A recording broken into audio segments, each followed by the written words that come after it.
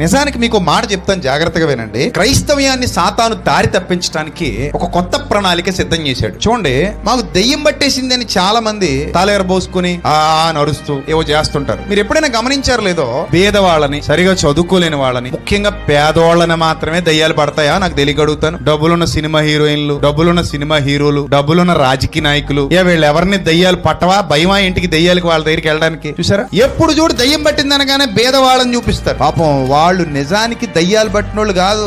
మానసిక రుగ్మత, భయాల చేత లేదా ఊహించుకున్న భయాల వల్ల మనసు పాడైపోయి మానసిక రుగ్మతల చేత పీడింపబడుతున్న వాళ్ళను ఈ రోజు మన వాళ్ళు దయ్యం పట్టినోళ్ళు అనుకొని పాపం వాళ్ళు జుట్టు పట్టుకుని కొట్టేసి, వేపరొట్టలతో కొట్టేసి చాలా మూర్ఖంగా బిహేవ్ చేస్తున్నారు. గుర్తుపెట్టుకోండి, వాళ్ళు కాదు దయ్యాలు పట్టినోళ్ళు. మరి ఎవరు దయ్యం పట్టినోళ్ళు?